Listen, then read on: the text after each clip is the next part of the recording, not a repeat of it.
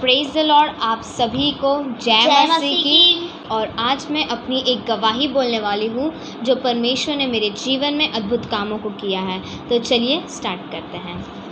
मेरा नाम सृष्टि है और मेरी मम्मी का नाम लता है, मेरे पापा का नाम सतीश है और मेरा एक लौता भाई है जिसे आप देख रहे हैं, इसका नाम है समर्पण। और मैं अपनी नानी और अपने मामा के साथ नालासोपारा में रहती हूँ। मेरे मामा का नाम जॉन है और वो एक चर्च में परमेश्वर की सेवकाई करते हैं। और मेरी नानी का नाम अंजलि है। आपने उनका वीडियो मेरे यूट्यूब चैनल पे देखा होगा। जब मैं 2016 में यहाँ नालासोपारा में आई तो फिर तब मैं प्रभु यीशु मसीह को और भी अच्छे से जान पाए कि प्रभु यीशु मसीह कौन है और प्रभु यीशु मसीह का प्रेम कैसा अद्भुत है। जो परमेश्वर ने मेरे जीवन में किया उस बातों को तब मैं और अच्छे से समझ पाई। मेरे माता पिता की शादी एक मसीही परिवार में हुई है और मेरी मम्मी की शादी होने के 1-1.5 साल बाद मेरी मम्मी को टीबी की बीमारी हो गई थी और बहुत ही ख़तरनाक मेरी मम्मी का जीना असंभव था। मेरी नानी ने बहुत सारे उनके ट्रीटमेंट के लिए बहुत सारी जगहों में गई और ट्रीटमेंट के साथ प्रार्थना भी चालू थी और जहाँ जहाँ मेरी नानी जिनको पहचानती थी उन लोगों तक प्रेयर रिक्वेस्ट दे दिया कि मेरी मम्मी के लिए प्रार्थना करे करके। और डॉक्टर ने तो बोला था कि इनका जीना बहुत असंभव है करके, अब ये बच नहीं पाएगी, लेकिन प्रार्थना के द्वारा बहुत सारे लोगों की प्रार्थना थी, इसलिए परमेश्वर ने उस बड़े खतरे से मेरी मम्मी को बचाया और मेरी मम्मी का ट्रीटमेंट अच्छे से हो गया। लेकिन डॉक्टर ने बोला भले ये अब टीबी की बीमारी से बच तो गई है लेकिन इससे कभी भी बच्चे नहीं होंगे करके। तो फिर मेरी नानी ने बोला कि मेरा परमेश्वर जीवित है, उसने अगर इसे इस बड़े मौत से बचाया है, अगर मैं प्रार्थना करूँगी तो मेरा परमेश्वर इसे बच्चे भी ज़रूर देगा। और डॉक्टर को तो इतना विश्वास नहीं था, लेकिन मेरी नानी लगातार प्रार्थना करती रही और उसके 5 साल के बाद परमेश्वर ने एक बेटी थी उस घर में, जो आप मुझे देख रहे हैं, मेरा नाम सृष्टि।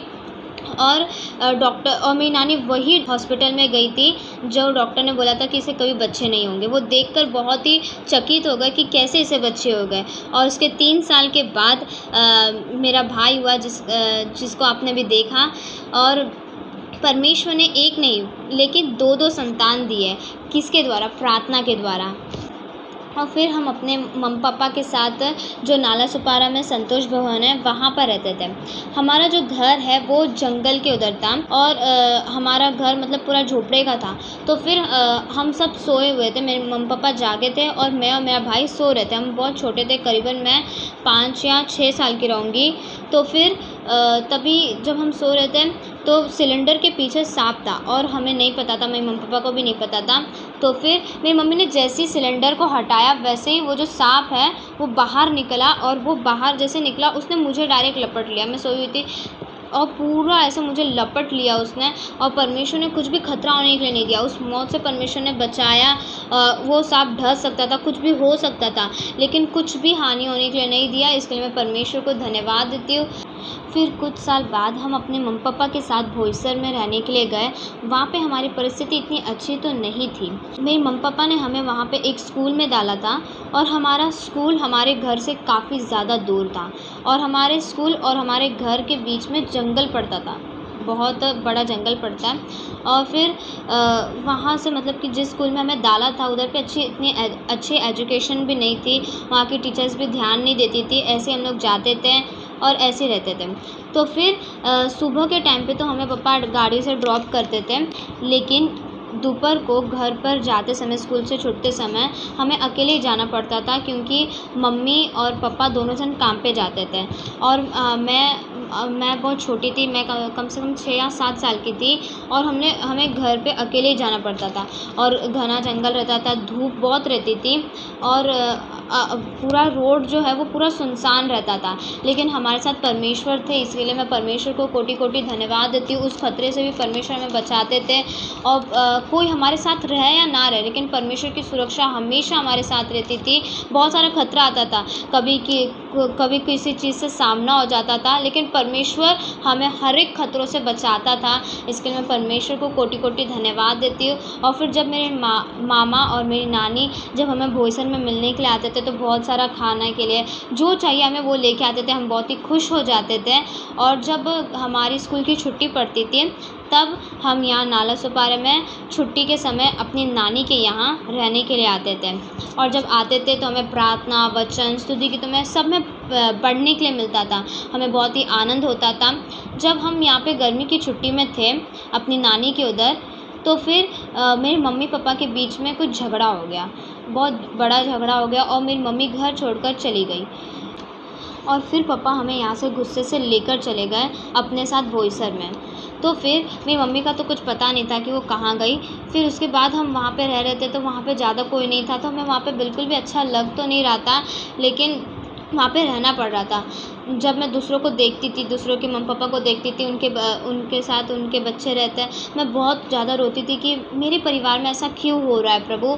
मेरे मम्मी पापा के साथ, मेरे परिवार में, मेरे जीवन में ऐसा क्यों हो रहा है। मैं ऐसे बहुत ज़्यादा दुखी रहती थी, रोती थी, और परमेश्वर से पूछती थी कि ऐसा क्यों होता है। और फिर मैंने प्रार्थना किया कि प्रभु प्लीज़ आप मेरी नानी को यहाँ पे लेके आओ, कि वो हमें यहाँ से लेके जाए, क्योंकि यहाँ पे मुझे अभी अच्छा नहीं लग रहा है।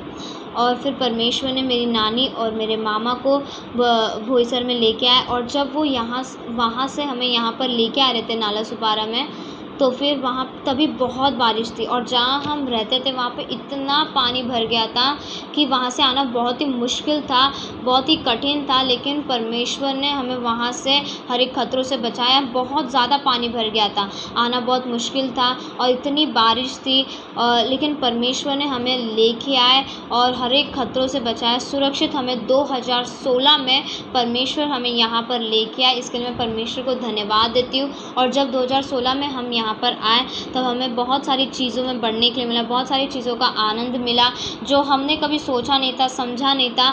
वो सारी चीज़ों को परमेश्वर ने हमारे जीवन में किया। इसके लिए मैं परमेश्वर को धन्यवाद देती हूँ। यहाँ पे आने के बाद हमारा प्रार्थना जीवन भी और स्ट्रॉन्ग हो गया, और भी हम परमेश्वर को जाने कि परमेश्वर कैसा है, परमेश्वर का प्रेम कैसा है, और परमेश्वर कौन है। और जब यहाँ पे आने के बाद अभी हमारे घर पे 4 बार फैमिली प्रार्थना होती है, और 1 बार हम व्यक्तिगत प्रार्थना करते हैं। ये सब परमेश्वर की दया है। और लॉकडाउन होने के बाद तो और भी हम प्रभु के और करीब आ पाए हैं। और फिर यहाँ पर आने के बाद हम लोग जब चर्च जाते थे, तो थोड़ा चर्च हमारा घर से दूर है, तो फिर हम चल के जाते थे, चल कर आते थे। और जो सबसे पहले भी हम जाते थे, और हमें बहुत ही आनंद होता था।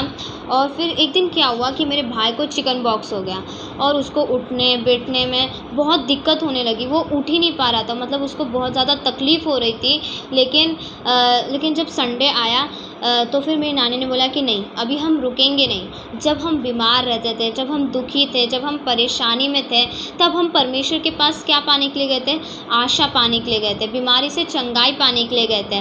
तो अभी भी अगर हम बीमार हैं, अगर हम आराधना में जाएंगे, तो परमेश्वर हमें ज़रूर चंगा करेगा। ऐसे विश्वास के साथ मेरे भाई को चिकन पॉक्स आया था, फिर भी हम चल कर गए और आराधना में, और जब गए तो परमेश्वर ने उसको वहाँ पे भी चंगाई दिया। इसके लिए मैं परमेश्वर को धन्यवाद देती हूँ। एक भी जब से मतलब हम यहाँ पर आए हैं, जब से प्रभु को और अच्छे से जाना है, एक भी संडे ऐसा नहीं हुआ कि मिस हो गया, नहीं। हर एक संडे, चाहे कितने भी दुख आता है, परेशानी आती है, कभी बारिश इतना पानी भर जाता है, कभी कुछ बीमारी आ जाती है, लेकिन नहीं, परमेश्वर के जो संडे उसको हम कभी भी परमेश्वर में मिस करने के लिए नहीं देते। इसके लिए मैं परमेश्वर को कोटि-कोटि धन्यवाद देती हूँ, क्योंकि शैतान जो है वो हमारे जीवन में रुकावटों को डालता है कि हम परमेश्वर के कामों को ना करें। इसीलिए, लेकिन हम जानते हैं कि हम परमेश्वर की संतान हैं, हम पर हमारे जीवन में रुकावट तो आएगा, लेकिन उन परिस्थितियों का सामना करने के लिए हमें परमेश्वर से शक्ति मांगना है।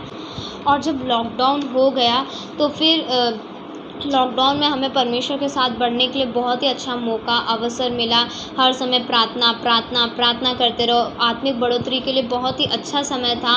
लॉकडाउन में बहुत ही बढ़ने के लिए मिला। हमें कोई भी बात की परमेश्वर ने कमी होने के लिए नहीं दिया। जो चाहिए वो परमेश्वर ने दिया। हर एक मुसीबत से, हर एक बीमारी से भी परमेश्वर ने हमें लॉकडाउन में बचाया।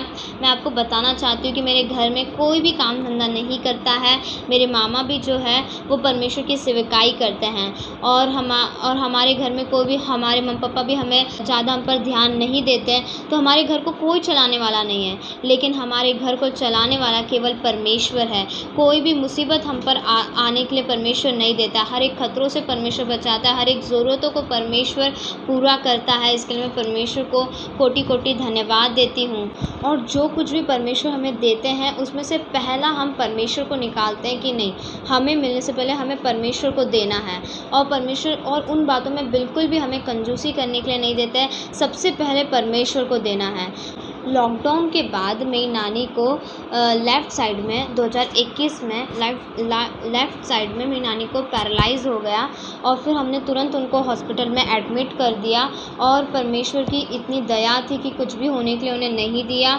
और फिर परमेश्वर ने सुरक्षित 3 दिन के बाद उनको डिस्चार्ज भी मिल गया। इसके लिए मैं परमेश्वर को धन्यवाद देती हूँ। और मेरी नानी सुरक्षित घर पे परमेश्वर ने उनको लेके आए। यहाँ आने के बाद भी परमेश्वर उनको भला चंगा रखा, और वो मतलब ऐसे लेटी नहीं रहती थी, काम भी करती थी। और फिर मेरी नानी एक्सरसाइज के लिए पार्क में जाती थी, गार्डन में जाती थी।